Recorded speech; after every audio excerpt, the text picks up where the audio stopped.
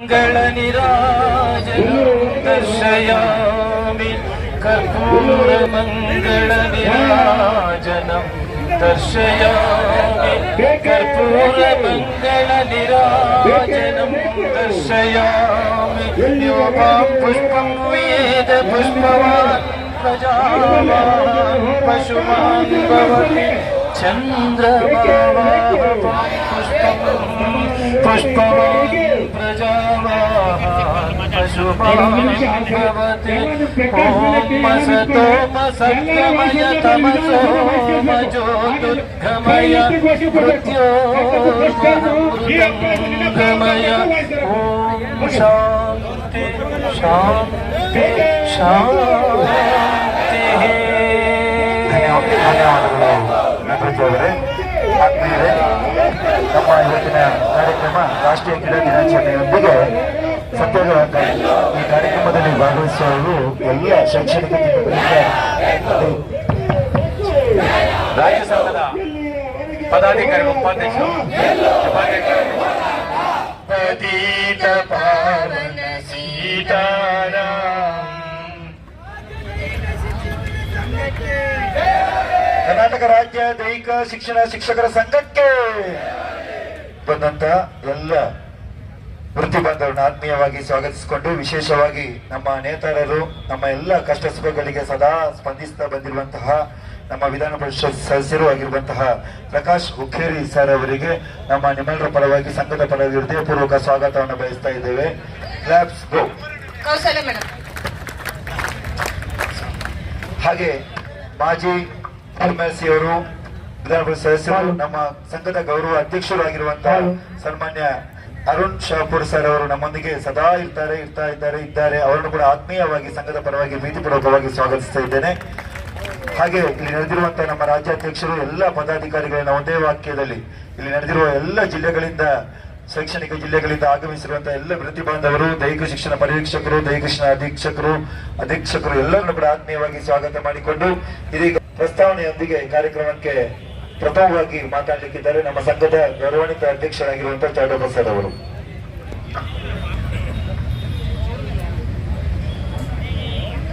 ಈ ಒಂದು ಕಾರ್ಯಕ್ರಮದಲ್ಲಿ ಆಗಲೇಬೇಕು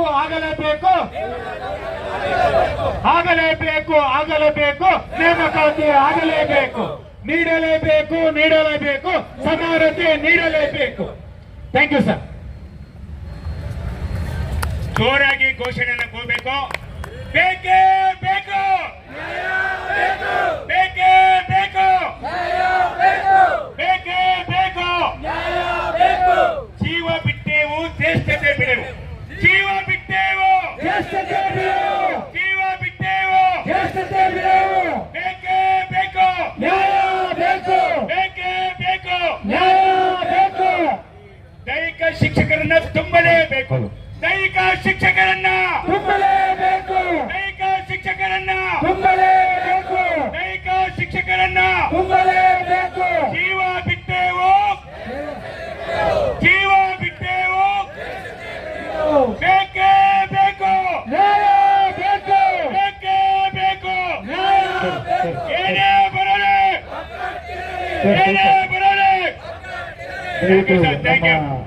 ನಿಕಟಪೂರ್ವ ಶಾಸಕರು ಹಾಗೂ ನಮ್ಮ ಸಂಘದ ಗೌರವ ಅಧ್ಯಕ್ಷರಾಗಿರುವಂತಹ ಸನ್ಮಾನ್ಯ ಅರುಣ್ ಶಾಪುರ್ ಅವರು ನಮ್ಮೆಲ್ಲರನ್ನು ಉದ್ದೇಶಿಸಿ ಹೋರಾಟವನ್ನು ಉದ್ಘಾಟಿಸಿರುವಂತ ಕರ್ನಾಟಕ ರಾಜ್ಯದ ಅತ್ಯಂತ ಹಿರಿಯ ರಾಜಕಾರಣಿ,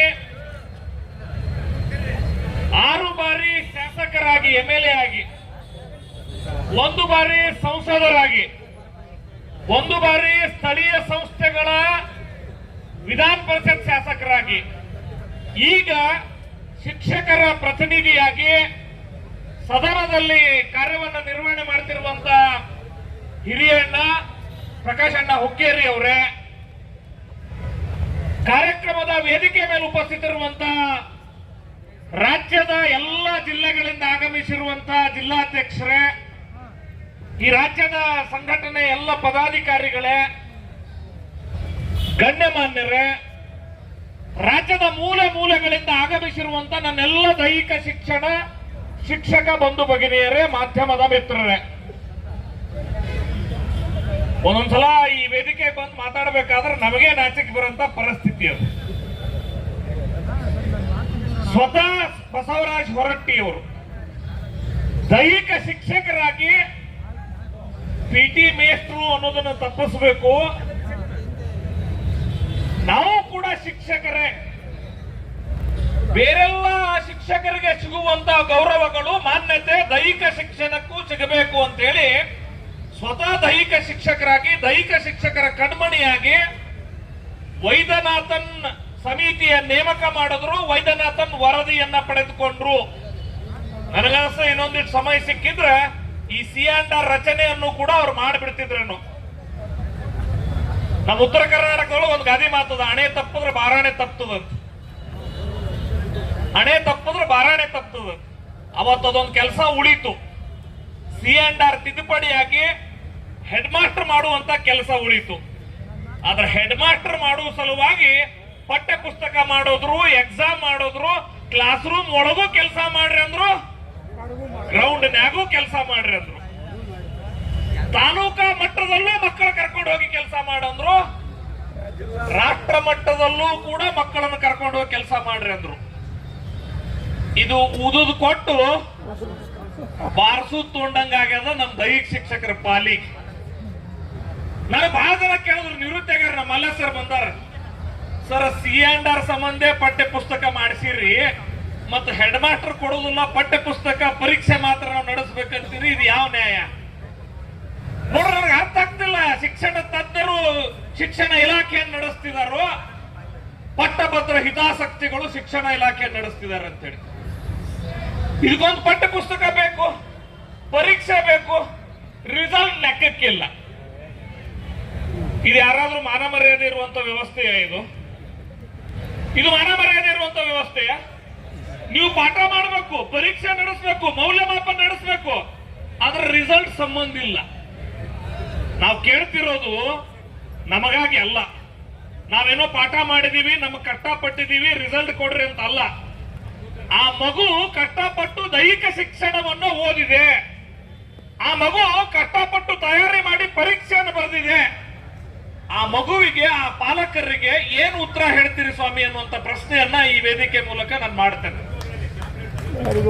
ಬಂಧುಗಳೇ, ಆ ಸರ್ಕಾರ ಈ ಸರ್ಕಾರ ಅಂತ ನಾನು ಬೇಡಿ ಸಂಘಟನೆಯೊಳಗೆ ಹೋರಾಟ ಮಾಡೋ ಕೆಲಸ ಮಾಡ್ತೀನಿ ಅಂತೇಳಿ ಇವತ್ತು ಹೋರಾಟದ ಒಂದೇ ವೇದಿಕೆ ಮೇಲೆ ಬಂದೇವಿ.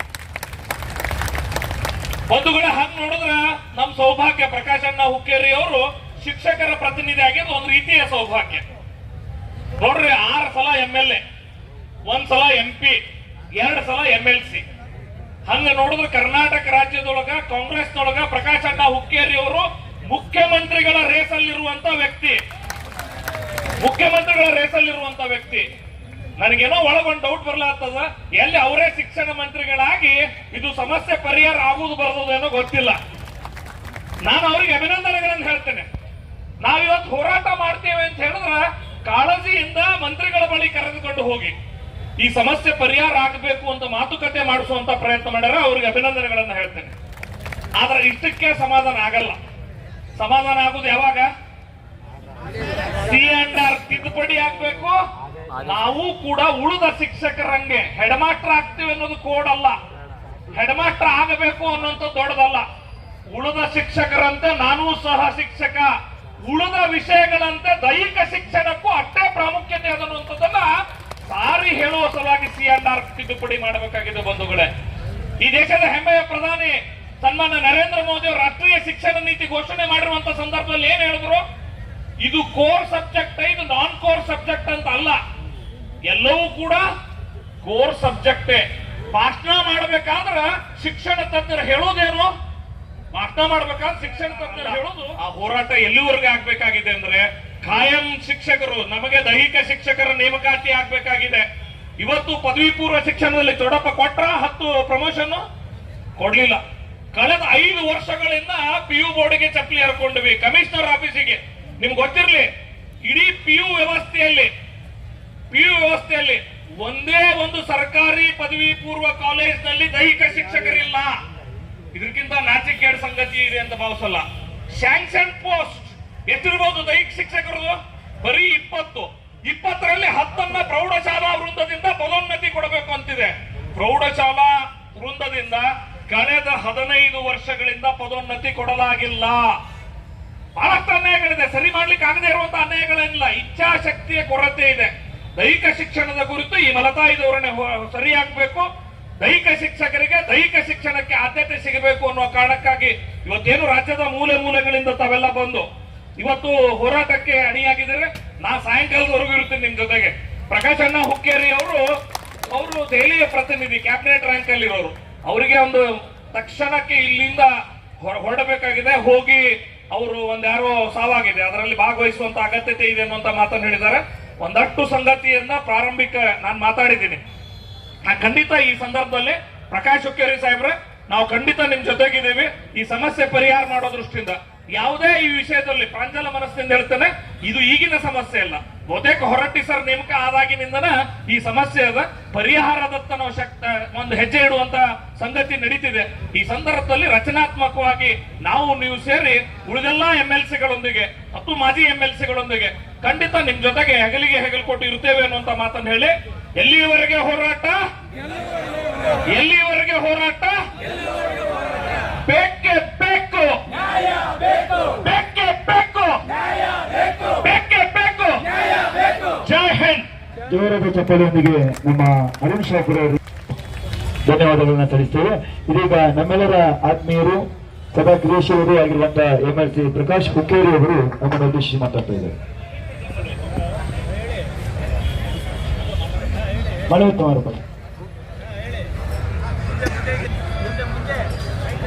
ಇದಕ್ಕೆ